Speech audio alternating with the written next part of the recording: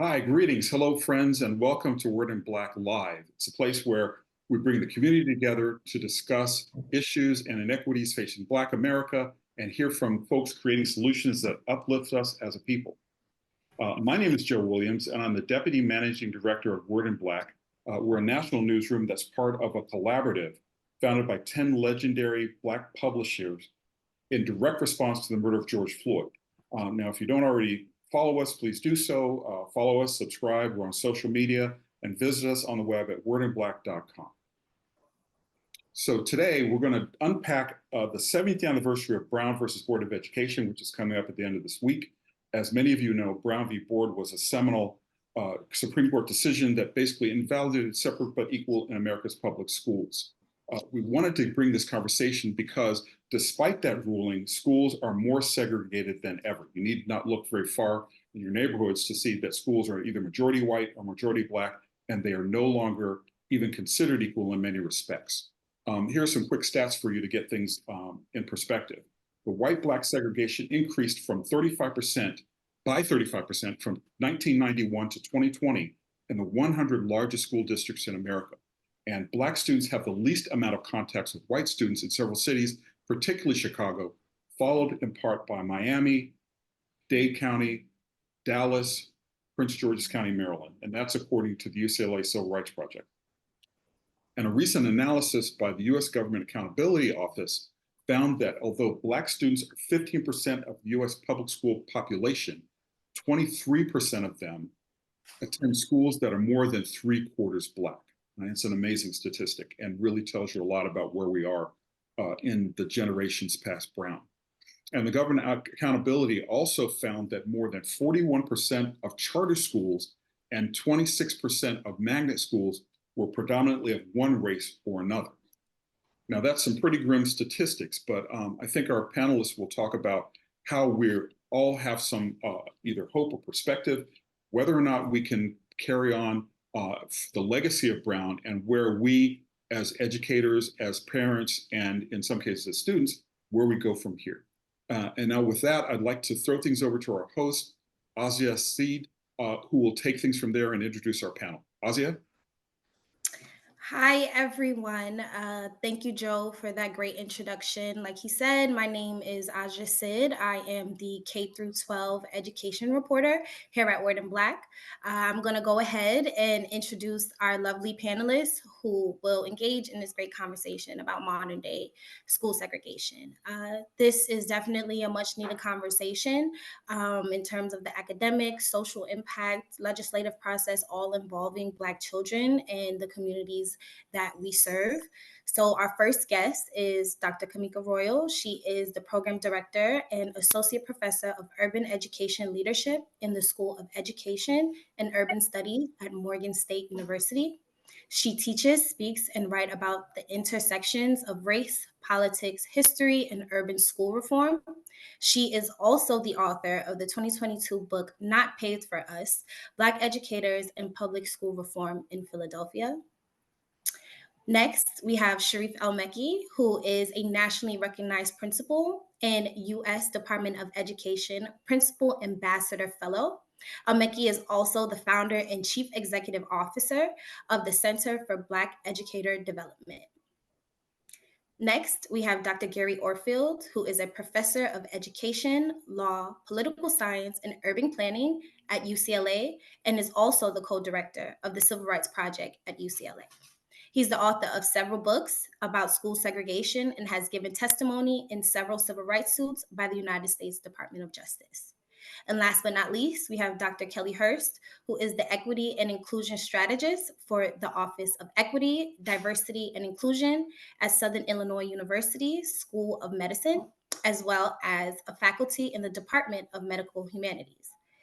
She's also a K through 12 educator for 2 decades, and hers has continued to be an active member working against anti-oppression and immigration advocacy.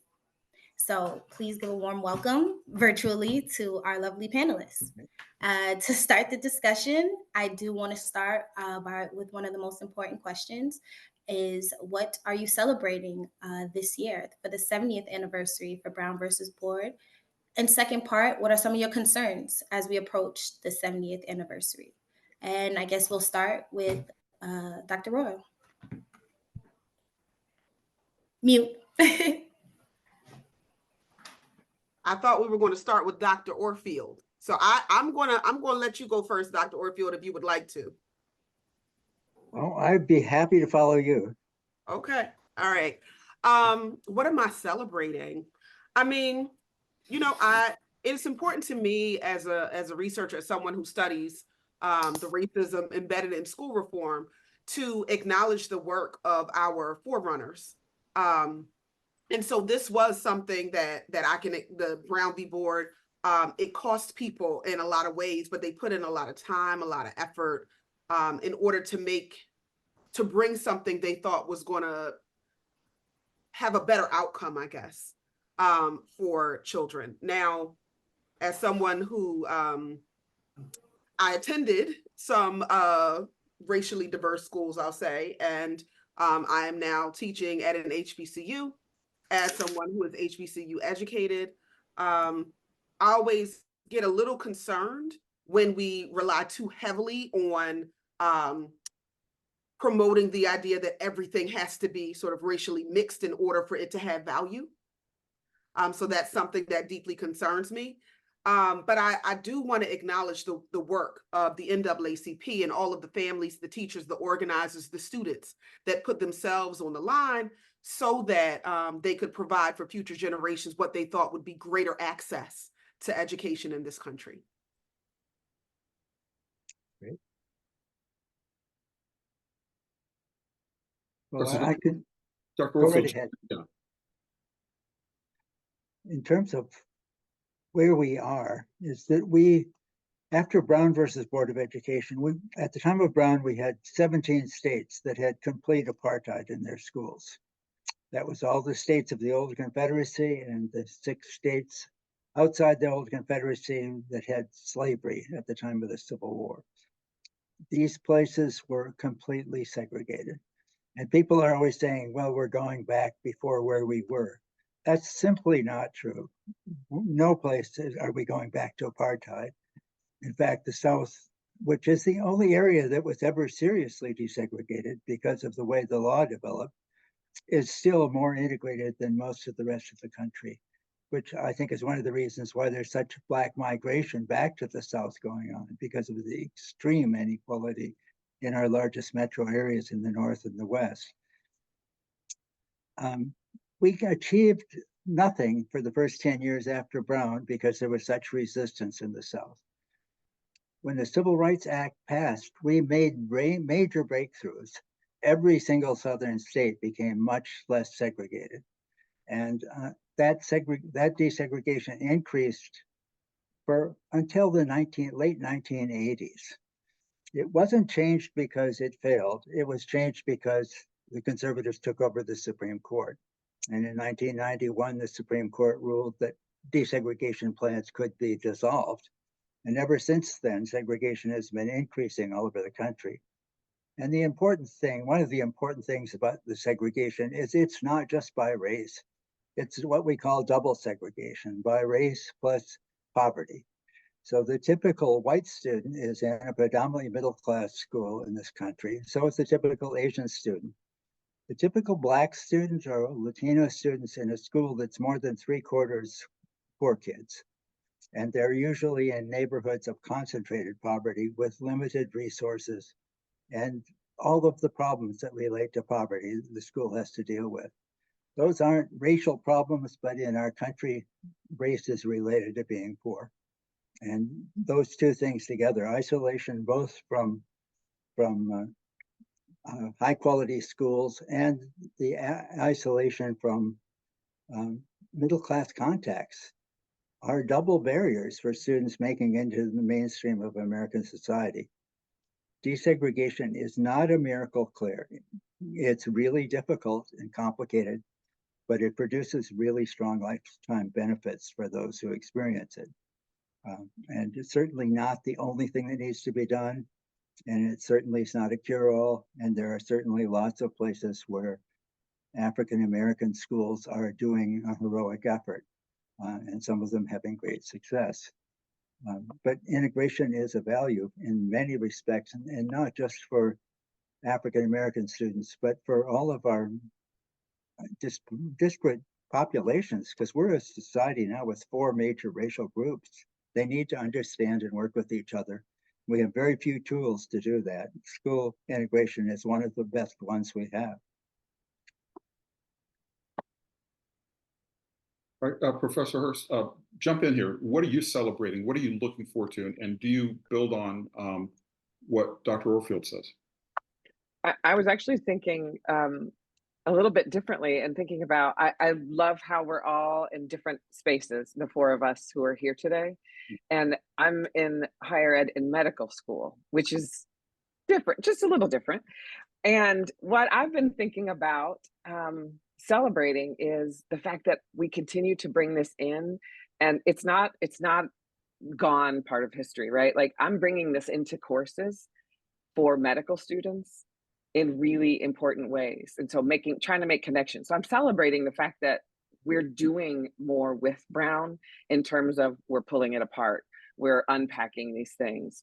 And I'm also thinking the celebration for me is thinking about the connection between court cases and how some of those things have changed the trajectory, as well as something that we talk about in the med school area, which is this Flexner report, which generally speaking is a report that basically shut down every Black medical school that we had except for Howard and Meharry, right?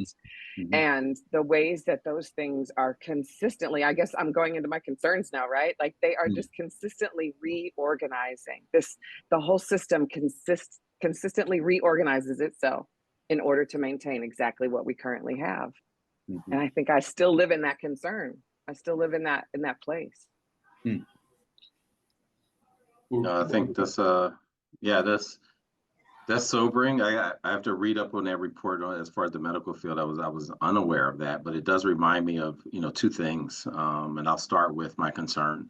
So one, Stokely Carmichael, used to say, like, hey, we weren't trying to start integration. That wasn't our primary cause. Our primary cause was ending white supremacy.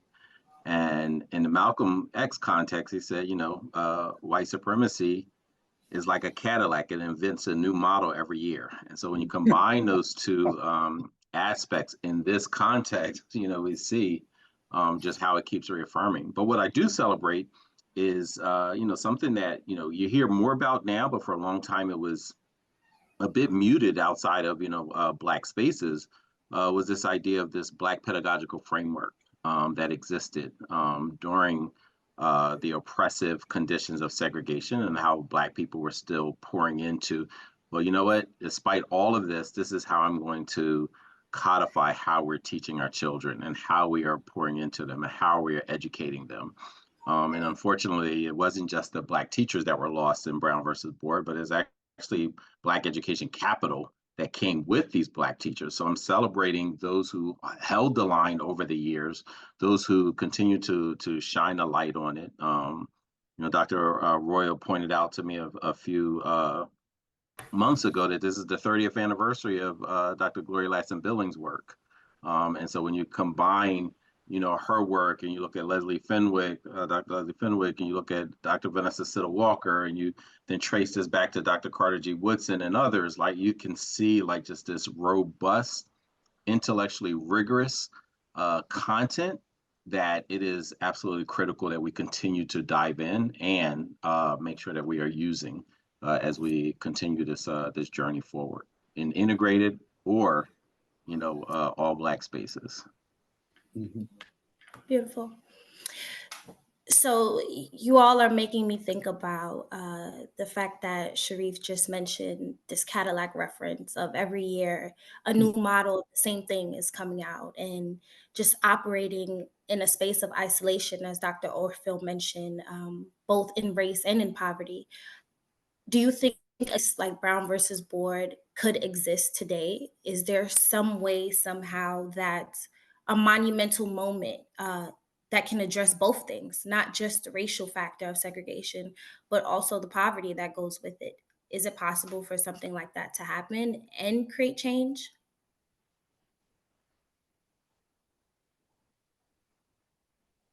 I'm happy to Jump kick in a thought here and get it Yeah, started. jump in. Yeah, Dr. Orville, you go Uh, first.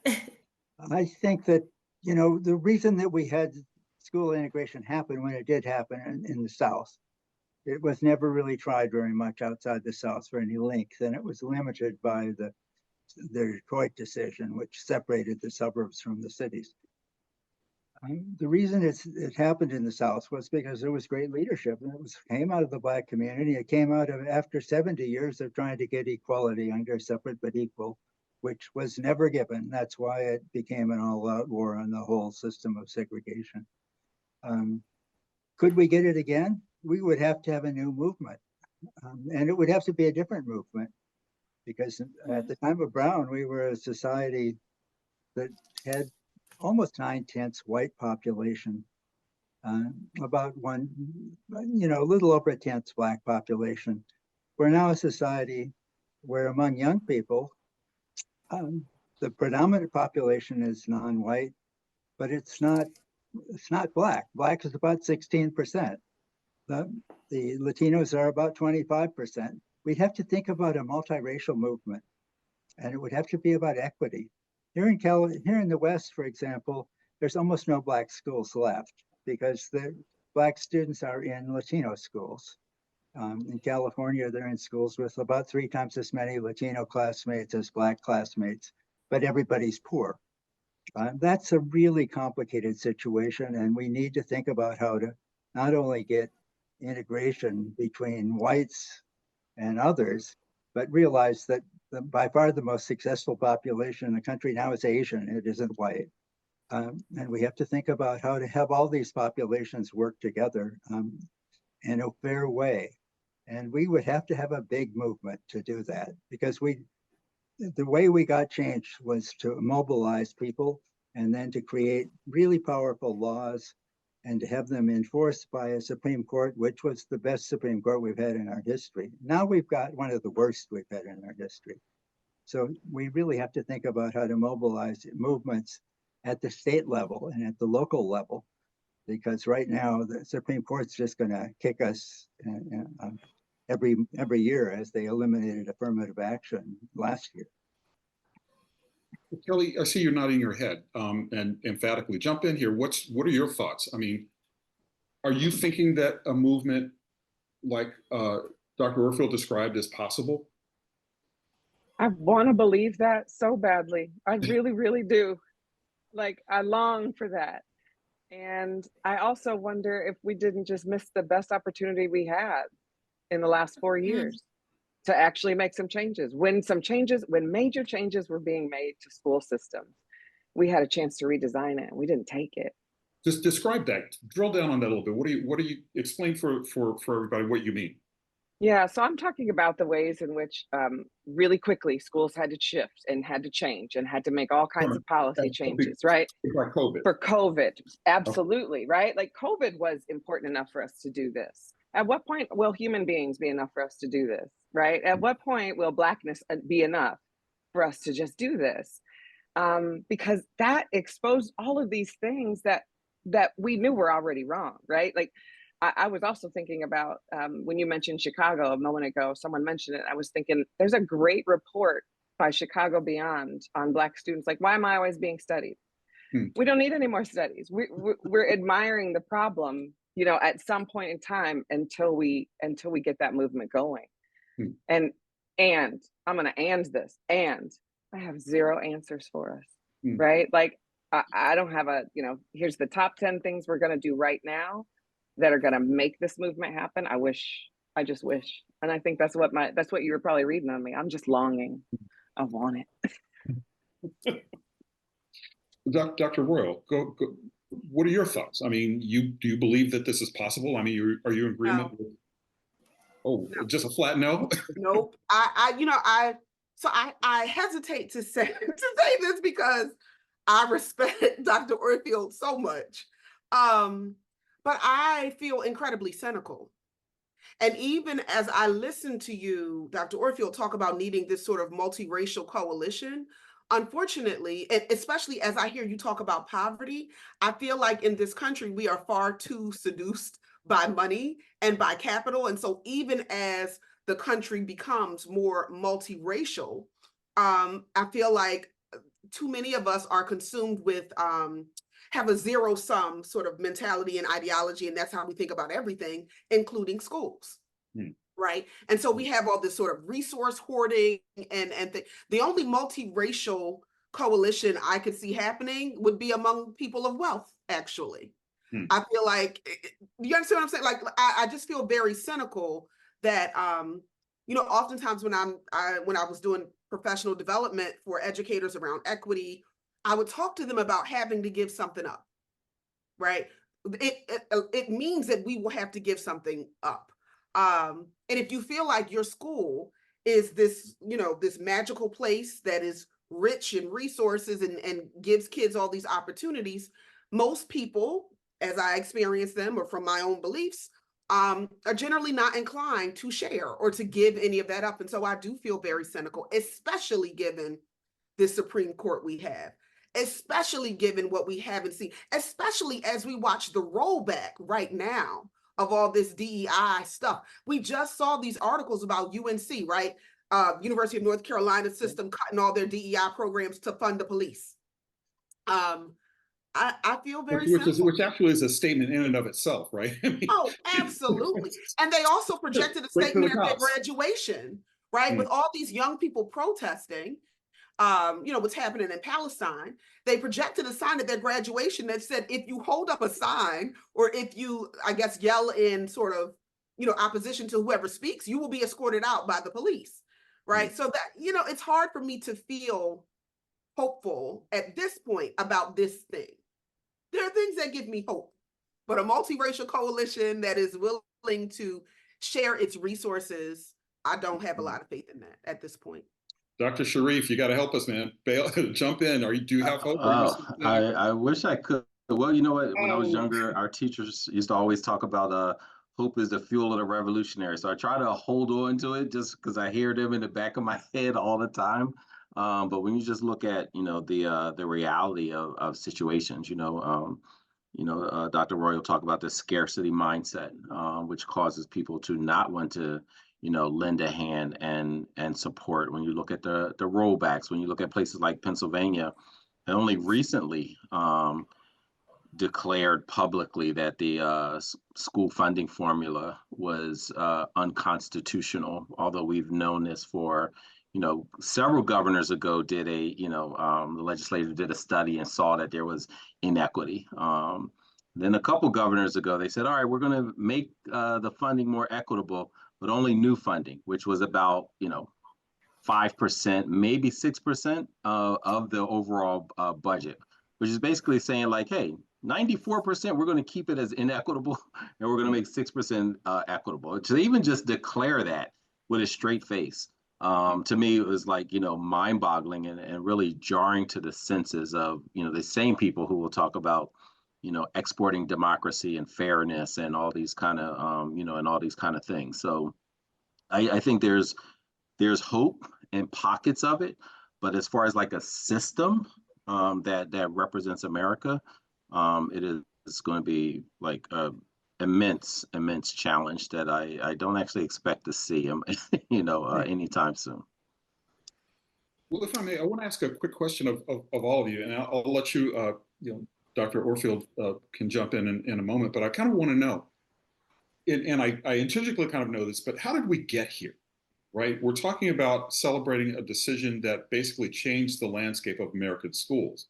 Did we get here because of wealth inequality? Did we get here because of animosity? I mean, what led to this situation to begin with? And does that offer any clues on how to get out of it? Go ahead, Dr. Orfield. Yeah. Well, two things. First of all, I'll give you my optimistic view, and then I'll give you my political science view.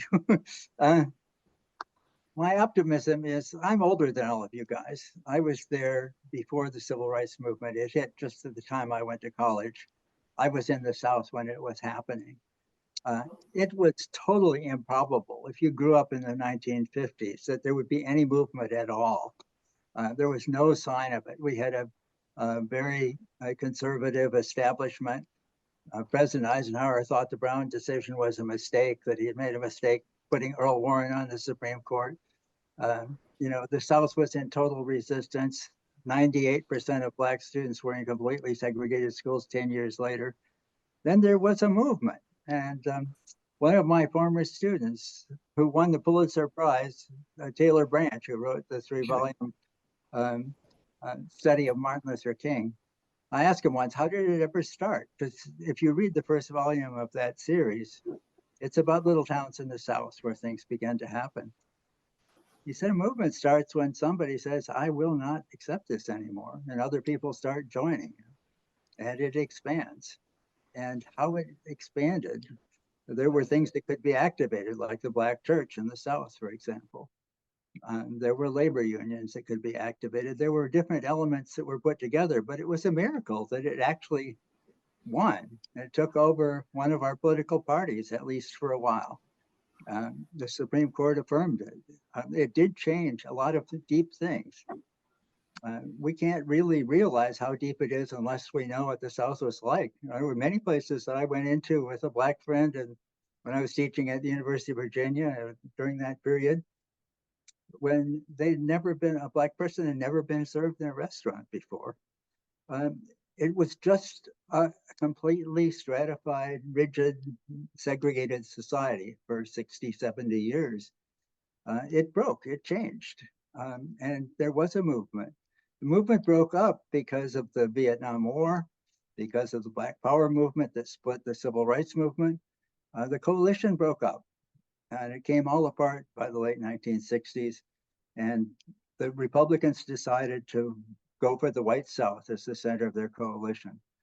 And that Richard Nixon's Southern strategy is what started it. And a basic goal of that coalition was to change the Supreme Court. And it took them about 30 years to do it, but they've now controlled the Supreme Court for 50 years without any interruption, Republican appointees. They had a strategy, they implemented it, they won, and they rolled back everything. They rolled back social policy, they rolled back they played with the Black Power groups, with the Soul City and lots of things like that, but they never were serious about it. Of course, they rolled back all movements for equity. It's the reason we don't have any child care programs in the United States, and many other things. So the long game was successful. The movement was successful, and the movement that they put together, the conservative movement, is governed us really for most of the last 40 years. And it has to be broken up. And it can only be broken up, given the composition of the United States, by some kind of a coalition that comes together.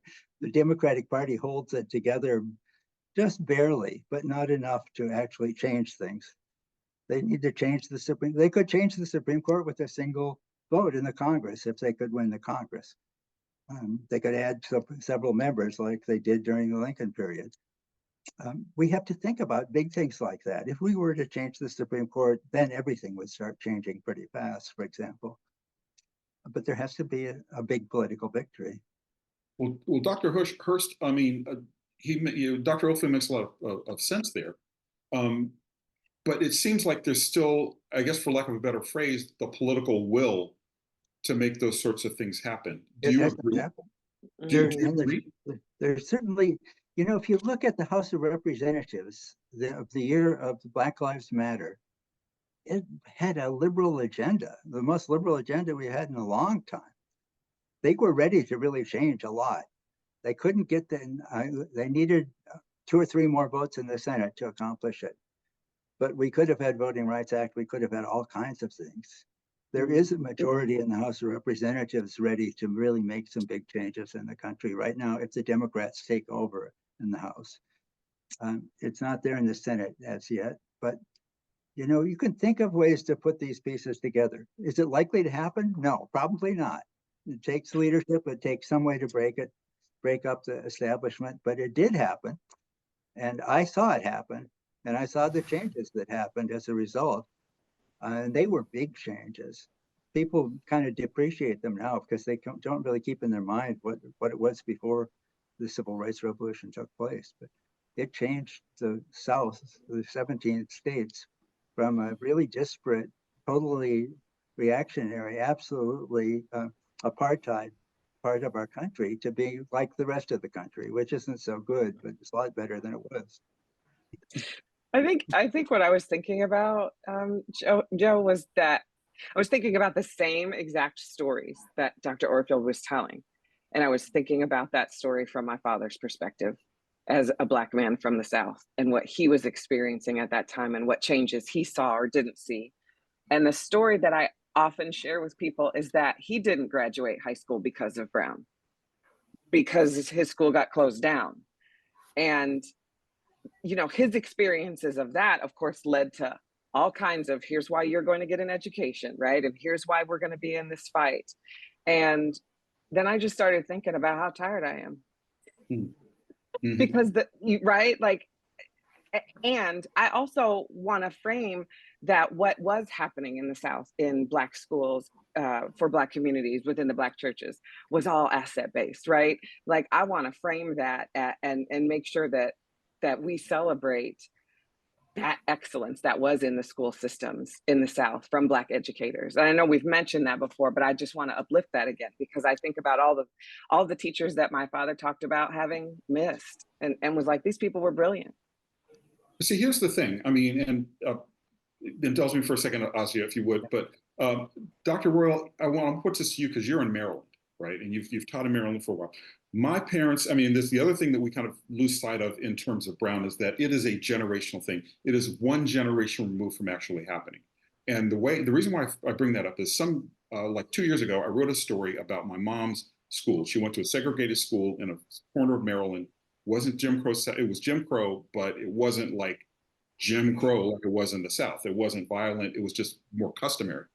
And she talks about, Dr. Royal, about how she went to this school that was a segregated school. And up until my parents' senior year, the school only went 2 years and then you went to workforce. It only went 3 years, then you went to the workforce. And her class was the first year that had 4 years of high school education.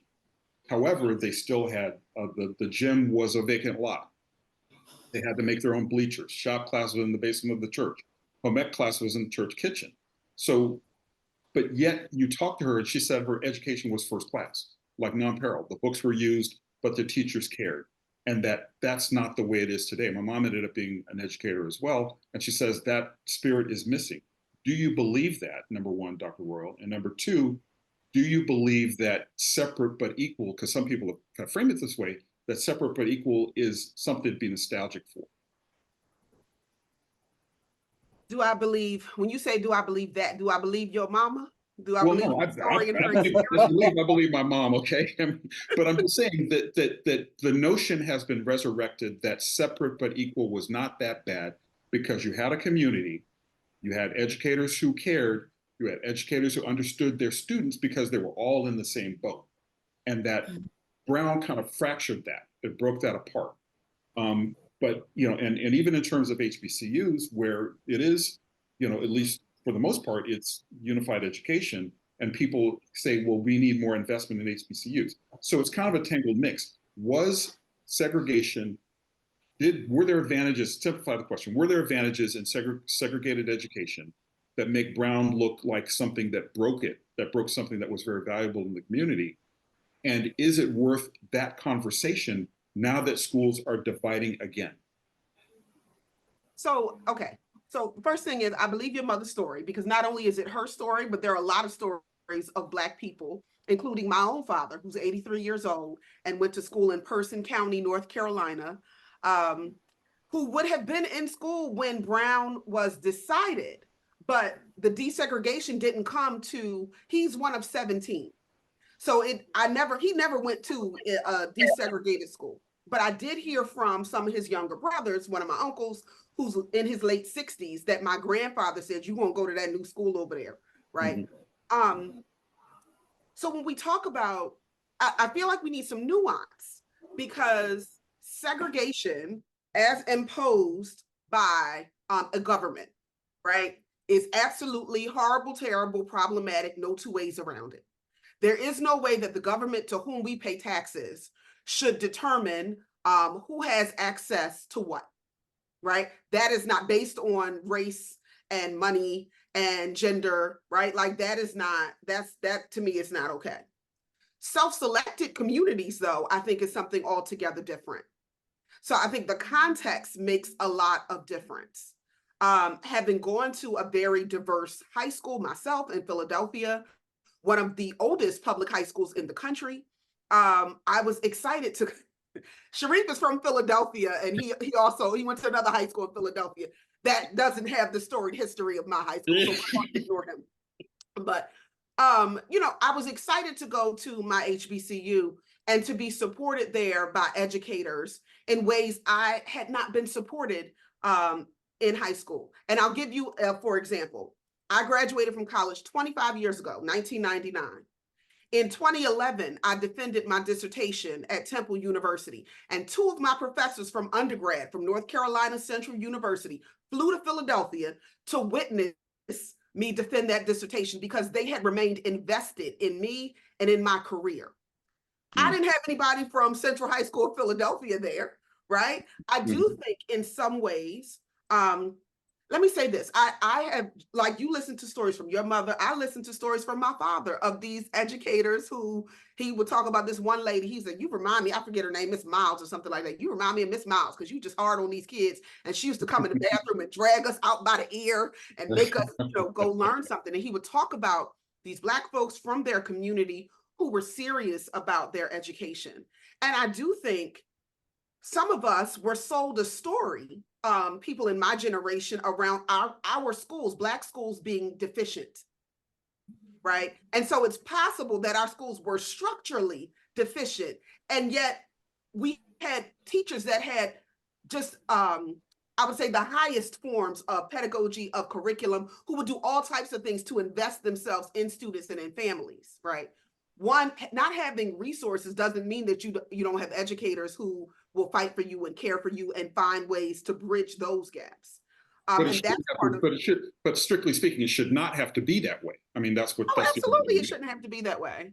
And the other question, though, is we are retrenching, and we know that schools are supposed to be equal now post Brown, but we do have same race schools that are deficient in a lot of ways. And not in the fact that they don't have educators, that they don't care, but they don't have the same resources that an affluent high school does in terms of guidance counselors, AP courses, and those sorts of things. And that's 70 years after, my parents and your parents went to schools that had similar issues, I guess is what I'm saying. And I want to see if Dr. El-Mezi, he's like, he's really wanting to speak up, especially about the Overbrook High School versus your high school rivalry. So I think he should jump in. There's no rivalry. Oh, Joseph, I appreciate it. I haven't earned my PhD, so I do want to call that out. I think it's really interesting because a part of it, when people are talking about like integration and segregation, I often think about, okay, well, the first thing we need to integrate are people's mindsets.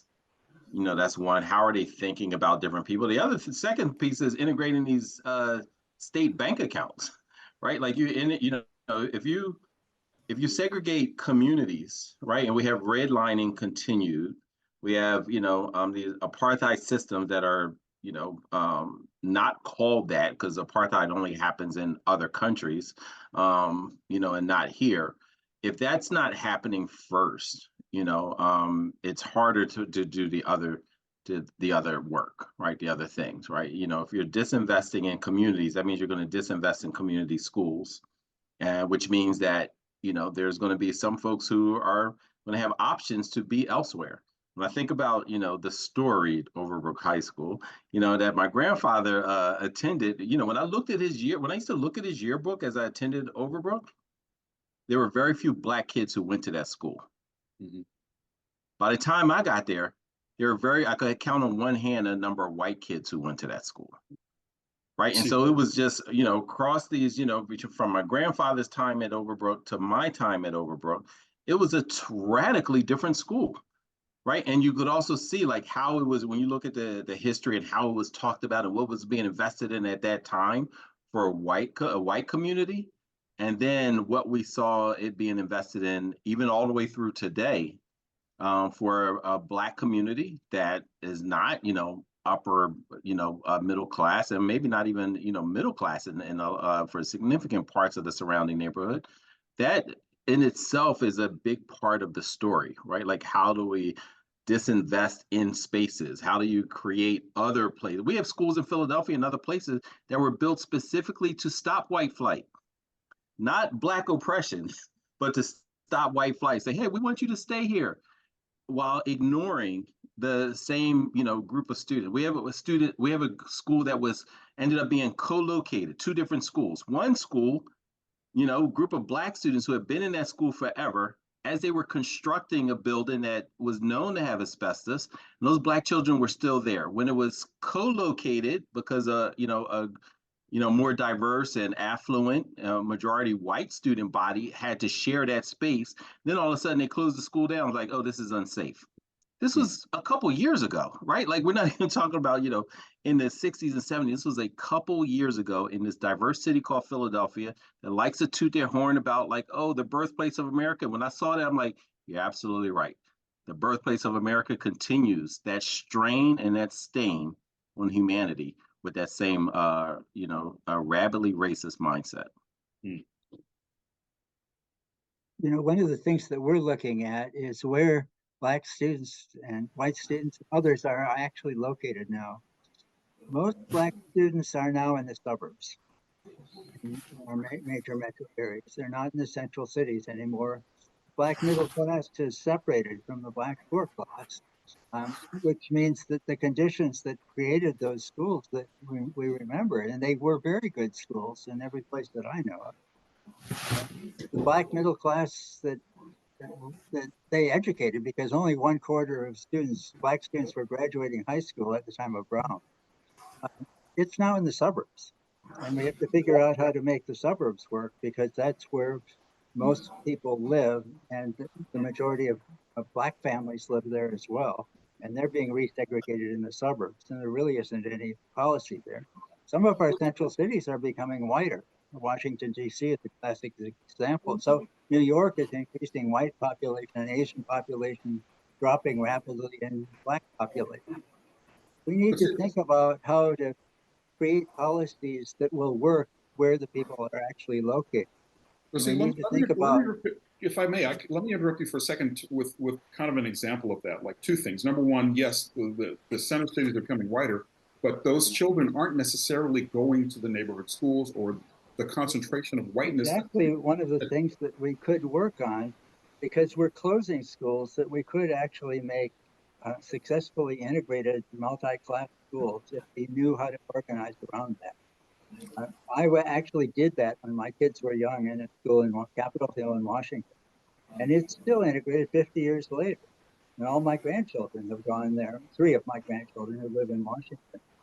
You can take advantage of these things, or you can just let them go, and you can be fasting in the night, which is what's happening in most of our gentrifying areas and most of our suburban areas, where we just need to have a new vision.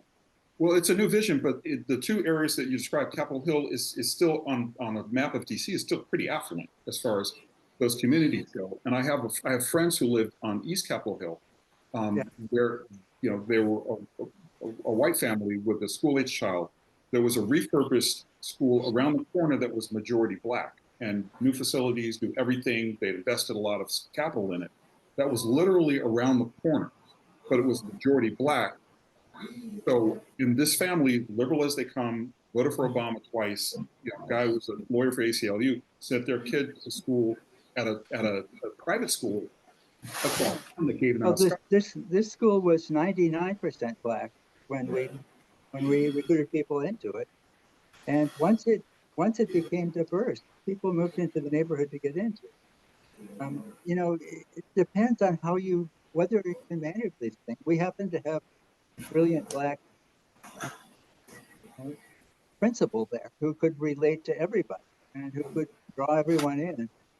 It's hard to do when you're going through a change like that, but there are possibilities that are very creative if we think about how we can use them. Otherwise, we're just going to move the segregation around into different parts of our metropolitan area. So Dr. Hurst, jump in and give us your take on this. I mean, you've had a lot to say about your experience, and I wanted to touch on two things that you said. The first thing was you talked about how Brown's being taught in medical school. I'm really curious about that. And the second is, how do you see class integrating into race to make this movement that Dr. Oakville is talking about? So the answer to the first question is so much easier. It is that I created the course. That's how it's in there. Because when you have people at the table who can do those things, that's where change happens too, right? Like that's just one place. And also looking at how we're actually talking about it, right? Like they don't know that I'm really wanting them to know about Brown. They don't know that. But I really want them to know about Brown and see that long thread, which we've been really pulling apart here today, that long thread of history.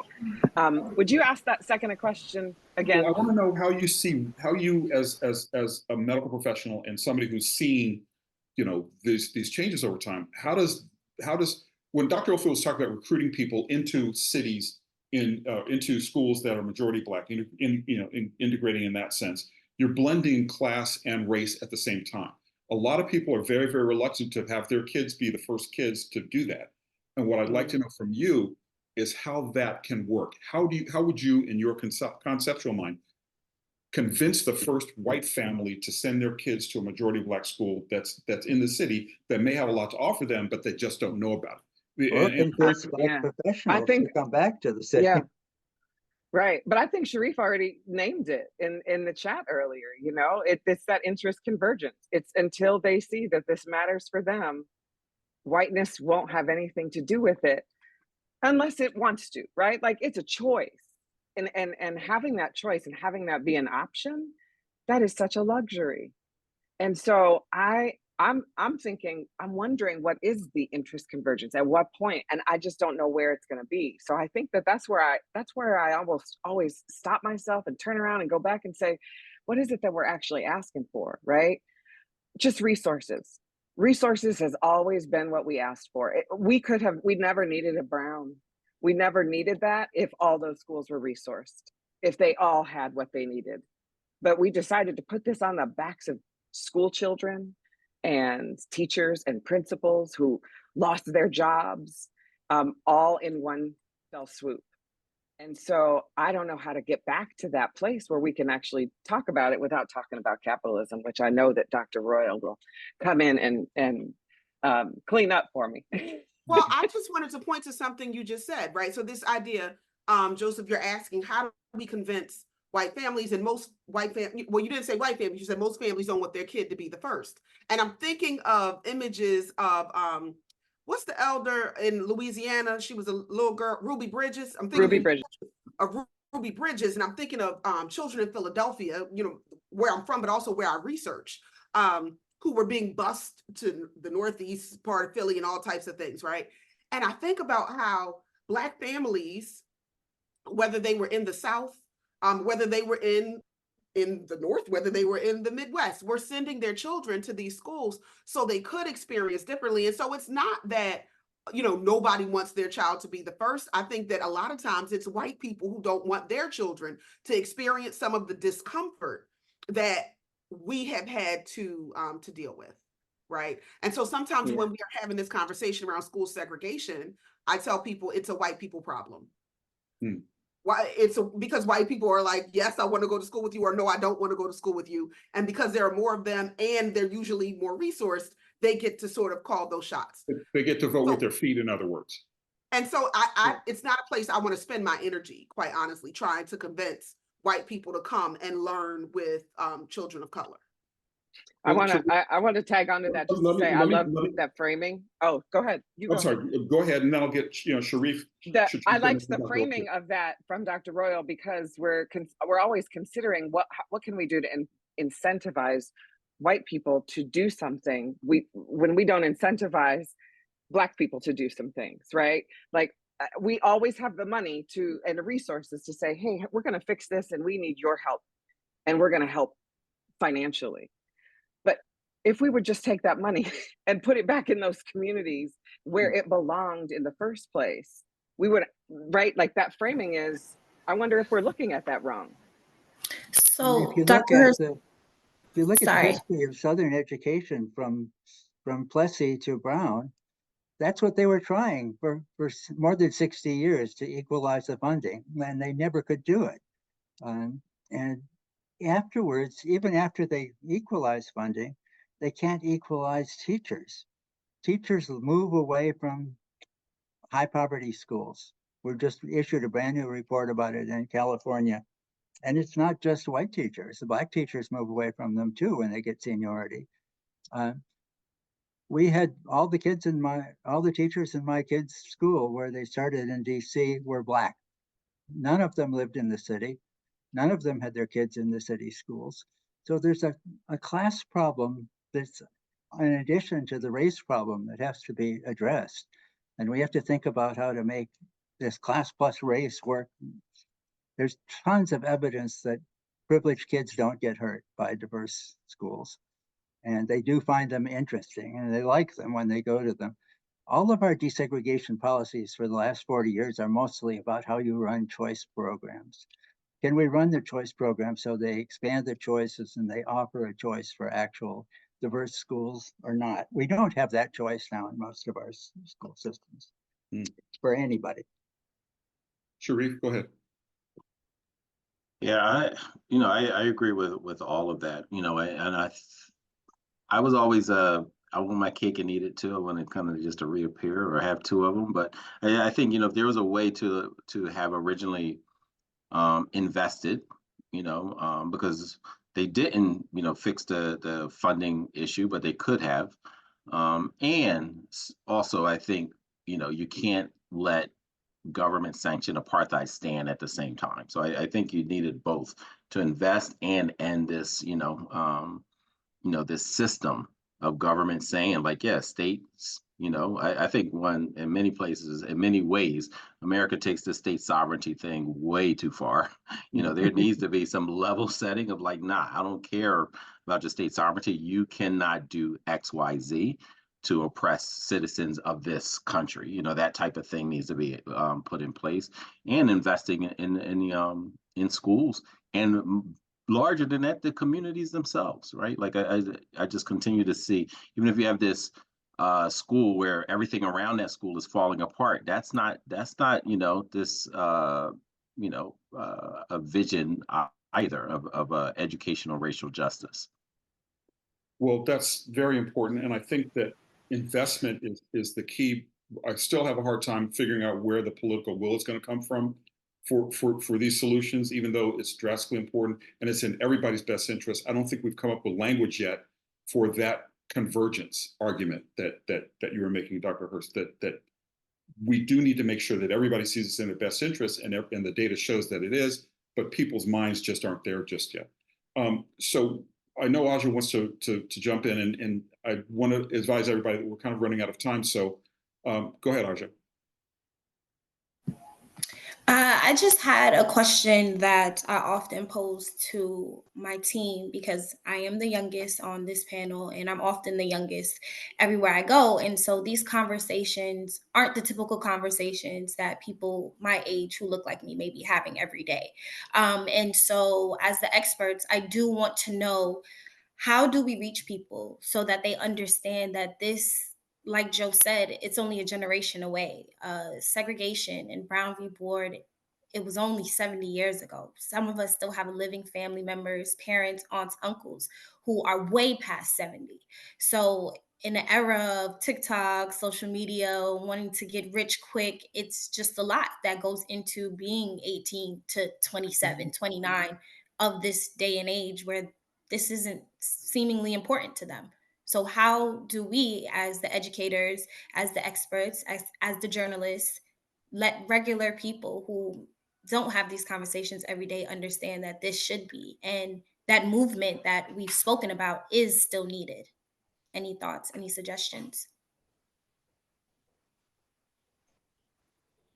Sharif, go ahead, man. I want to hear from you, mainly because you've got a perspective as Well, well. I'll say what I love the question. So, what I would say if I was being snark, I would say tell all those young TikTok influencers to come together and, have like teach-ins, so make sure that they're aware of it. But, Not a bad also idea. even, Not a bad I idea. mean, I also think about I think we need to have more intergenerational conversations for one. I'm actually glad you're here and you're part of this. I think that's how I was raised. It was always intergenerational. It was always looked at as Mary Church Terrell, that Black Educator Hall of Famer, used to say, we're lifting as we climb. Who did that? That references this intergenerational model that we're constantly pouring in, not just a one-way street, it's a two-way street. We're learning from the youth. And I remember when we started our organization to recruit young Black folks to consider teaching, someone said, well, Elmeki, if you're not on TikTok, you're not really trying to recruit us. And I was like, oh my gosh, like I got to recruit you on TikTok. What is the matter with y'all? Like the work is over here, but like the work is actually everywhere. So like that was one of the, feedback, pointed feedback that they gave me, that I was like, you know what, I have to like reconsider how, because I grew up, we recruited in the streets. Like that's where you were, in the schools, in the streets. And they're like, yeah, that's good. And so I think we have to keep, kind of becoming more sophisticated for those of us who are older to be able to connect. But I can tell you, like we have this fellowship program, Black Teacher Pipeline Fellowship. We only have money for 25 slots every year. 350 something applied this year. Wow. Right. And so the interest, and, we have students, that are graduating, they're joining the teaching profession. And, high school students came up with this phrase that we used all the time, that we need Black teachers. That's their phrase. They said, this is our rallying cry and this is our demand. And we're sending them gifts, those who are graduating and joining schools, like where it says their words, we need Black teachers. So I became one. So they are interested in this conversation. They're seeing that the connectivity between activism and teaching Black children well, lifting as they climb, the connection between educational justice and racial justice, but it has to start with us making sure that we are unified as a community and understanding and continuing to pour lessons, to each group, to all the groups, because it's more, when we're talking about generational, it's more than two groups. So that's where I would start. Mm-hmm. And Dr. Royal, we got about a minute or so left. So if you give us a 30-second synopsis, how do you think we should reach and conduct these intergenerational conversations? I actually don't think I'm a good person to answer that. I'm in the sandwich, right? So I'm smack in the middle at 46 years old. So I would defer to a young person to say how they want to be communicated to. What I will suggest though is that someone who is in the middle, like myself, it has been important for me to sit at the feet of elders and to listen, which is part of the reason why I was fangirling over here with Dr. Orfield. But to learn from those who've come before us, to think about the work they've done and have it applied to this situation now, and to hopefully have young people we're also in communication with so they can think about how to run the next leg forward. Right. Dr. Hurst, your take. 30 seconds, give or take. 30 seconds. I'm just going to say, I'm going to echo what Dr. Royal said. I think we need to listen to that generation. And so if you're not having those conversations, we need to listen and understand why, and then meet you where you're at. Because, and quite frankly, and it's not because we have something to teach you, it's because you have something to teach us. Mm-hmm. And Dr. Oldfield, you get the last word. Well, we find a lot of young people really interested in civil rights work and interested in understanding why they are where they are and why their family has been and where it has been. We worked with Teens Takes Charge in New York City about the segregation of the selective schools. It's teens organizing against the segregation. We need to tell them exactly why they're being screwed. Why, for example, are they 1/10 as likely to be in a high-performing high school that's necessary to train for a high-performing college as a white student or an Asian student in our state of California? They need to understand that plus the Supreme Court decision, it really limits their choices, and that's going to be how it is unless they get organized and change it. And there was a generation that changed it. A lot of that's been lost. There needs to be another one. Indeed. Well, thank you all for a thoughtful discussion. We barely scratched the surface. There's so much more to talk about. I'm going to kick it back to Azia to close us out. Just to echo Joe, thank you to everyone that tuned in. Thank you to the Word in Black staff for helping put this together, and to our lovely panelists who, from the looks of the chat, definitely has everybody roared up and fired up to join back this movement and be a part of this movement. So yes, I wish everybody a beautiful remaining Wednesday, and let's just keep going. Great. Thank Thank you. you. Thank you. Have a good one.